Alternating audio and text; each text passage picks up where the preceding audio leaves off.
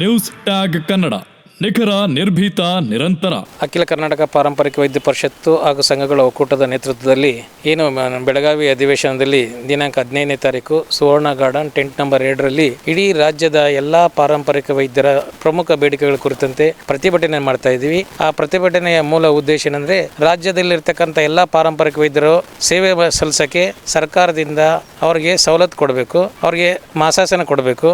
ಅದೇ ರೀತಿ ಎಲ್ಲ ಜಿಲ್ಲಾ ಕೇಂದ್ರ ಮತ್ತು ತಾಲೂಕು ಕೇಂದ್ರಗಳಲ್ಲಿ ಔಷಧಿವನ್ನು ನಿರ್ಮಾಣ ಮಾಡಬೇಕು. ಮತ್ತು ಛತ್ತೀಸ್ಗಢ ಮತ್ತು ಅರುಣಾಚಲ ಪ್ರದೇಶ ಇತರೆ ರಾಜ್ಯಗಳಲ್ಲಿ ಮಾಡಿರ್ತಕ್ಕಂಥ ವಯಸ್ಸಾಗಿರ್ತಕ್ಕಂಥ ಪಾರಂಪರಿಕ ವೈದ್ಯರಿಗೆ ಸರ್ಕಾರದಿಂದ ವಿಶೇಷ ಸವಲತ್ತುಗಳನ್ನು ಕಲ್ಪಿಸಿಕೊಡಬೇಕು. ಅದೇ ರೀತಿ ಕನ್ನಡ ರಾಜ್ಯೋತ್ಸವ ಮತ್ತು ಇತರೆ ರಾಜ್ಯೋತ್ಸವದಲ್ಲಿ ನಮ್ಮ ಪಾರಂಪರಿಕ ವೈದ್ಯರಿಗೆ ಪ್ರಶಸ್ತಿಗಳನ್ನು ಕೊಟ್ಟು ಸನ್ಮಾನಿಸುವುದರ ಮುಖಾಂತರ ಅವರನ್ನು ಪರಿಗಣಿಸಬೇಕು. ಅದೇ ರೀತಿ ಕಳೆದ ವರ್ಷ ಬೀದರ್ನಲ್ಲಿ ನಡೆದಿರ್ತಕ್ಕಂಥ ಜೀವ ವೈದ್ಯ ಮಂಡಳಿ ಮತ್ತು ಅರಣ್ಯ ಇಲಾಖೆ ವತಿಯಿಂದ ಬೀದರ್ನಲ್ಲಿ ಸಮಾವೇಶ ನಡೀತು, 3ನೇ ಸಮಾವೇಶ, ರಾಜ್ಯ ಸಮಾವೇಶ. ಆ ಸಮಾವೇಶಕ್ಕೆ ಇನ್ನೂ ಹೆಚ್ಚಿನ ರೀತಿಯಲ್ಲಿ ಹಣ ಸಂದಾಯ ಆಗಬೇಕು. ಅದು ಪ್ರತಿ ಜಿಲ್ಲಾ ಮತ್ತು ಪ್ರತಿ ತಾಲೂಕುಗಳ ವ್ಯಾಪ್ತಿಗೆ ಆ ಒಂದು ಪ್ರತಿಭಟನೆ ಆಗಬೇಕು ಅನ್ನೋದು ನಮ್ಮ ಮೂಲ ಬೇಡಿಕೆಗಳು.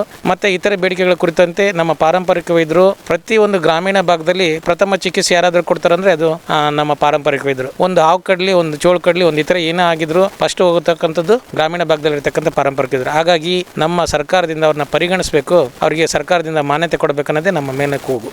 ಪಾರಂಪರಿಕ ವೈದ್ಯರು ರಾಜ ಪರಂಪರೆಯಿಂದನೂ ಬಂದಿರತಕ್ಕಂಥ ಮಂತ್ಯನ ನಾವು ಈಗ ಬೆಳಗಾವಿ ಅಧಿವೇಶನದ ಕಾರ್ಯಕ್ರಮಕ್ಕೆ ಎಲ್ಲ ಪಾರಂಪರಿಕ ವೈದ್ಯರನ್ನು ಎಲ್ಲ ಜಿಲ್ಲೆಗಳಿಂದ, ಎಲ್ಲ ತಾಲೂಕುಗಳ ವಾರು, ಎಲ್ಲ ಹಳ್ಳಿಗಳಿಂದ ಕರೆದಿದ್ದೇವೆ. ಪ್ರತಿಯೊಬ್ಬರು ಪಾರಂಪರಿಕ ವೈದ್ಯರು ಇದಕ್ಕೆ ಭಾಗವಹಿಸಿ ವೈದ್ಯರ ಬೇಡಿಕೆಗಳನ್ನು ಈಡೇರಿಸುವ ಬಗ್ಗೆ ಸರ್ಕಾರಕ್ಕೆ ಮುಟ್ಟಿಸಲು ಒಂದು ಕಾರ್ಯಕ್ರಮ ಪ್ರತಿ ವರ್ಷ ಮಾಡ್ತಿದ್ದೇವೆ. ಈ ವರ್ಷ 3ನೇ ವರ್ಷ. ನೀವೆಲ್ಲ ಪಾರಂಪರಿಕ ವೈದ್ಯರು ಭಾಗವಹಿಸಬೇಕೆಂದು ಎಲ್ಲ ವೈದ್ಯರುಗಳಲ್ಲಿ ಮತ್ತು ಅಧ್ಯಕ್ಷರು, ಕಾರ್ಯಕ್ರಮ ಎಲ್ಲ ಕಲ್ಯಾಣ ಅಧ್ಯಕ್ಷರು, ಕಲ್ಯಾಣ ಕರ್ನಾಟಕದ ಅಧ್ಯಕ್ಷರು ಮತ್ತು ಕಾರ್ಯದರ್ಶಿಗಳು, ಎಲ್ಲ ಜಿಲ್ಲಾವಾರು ಅಧ್ಯಕ್ಷರು ಮತ್ತು ಕಾರ್ಯದರ್ಶಿಗಳಿಗೆ, ಖಜಾಂಚಿಗಳಿಗೆ, ಎಲ್ಲ ಪಾರಂಪರಿಕ ಸದಸ್ಯರಿಗೆ ಕೇಳಿಕೊಳ್ತಿದ್ದೇವೆ.